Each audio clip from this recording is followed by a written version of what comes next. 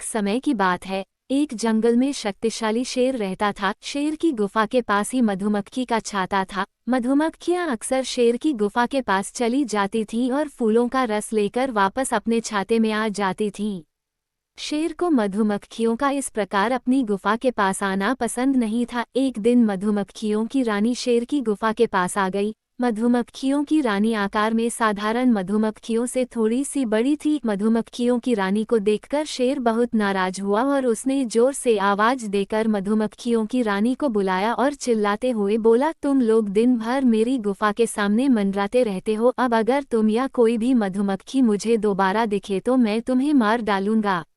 शेर की बात सुनकर मधुमक्खियों की रानी बोली, शेर महाराज, मैं मधुमक्खियों की रानी हूँ। हम तो जंगल के फूलों का रस लेने आते हैं और फूलों का रस ले जाकर शहद बनाते हैं। इन फूलों पर तो सभी का हक है। मधुमक्खियों की रानी की बात सुनकर शेर और नाराज हो गया और बोला, अरे तुम तो एक छाते में रहने वाली कुछ मधुमक्खियों की रानी हो और मैं इस पूरे जंगल का राजा हूँ। तुम जब भी आती हो तो मुझे प्रणाम किया करो, अन्यथा मैं तुम्हें मसल कर रख दूंगा।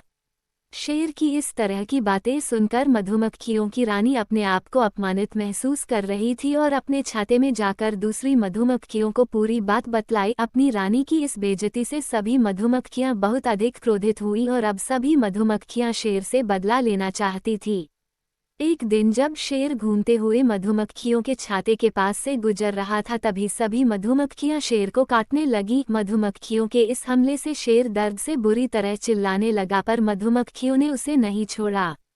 शेर समझ गया था कि मधुमक्खियां अपना बदला ले रही हैं। अब वो किसी भी तरह अपनी जान बचाना चाहता था। शेर वहां से भागता है, परंतु मधुमक्खियों ने उसका पीछा नहीं छोड़ा। शेर भागता भागता एक नदी में कूद जाता है। शेर के नदी में कूदने की बाद ही मधुमक्खियों ने उसका पीछा छोड़ा। इस तरह शेर ने पानी में कूदकर अपनी जान बचाई और मधुमक्खियों के डर से दोबारा अपनी गुफा में नहीं आया। शिक्षा। शेर और मधुमक्खी की कहानी से हमें शिक्षा मिलती है, संगठन में बहुत शक्ति होती है। संगठन की शक्ति से छोटा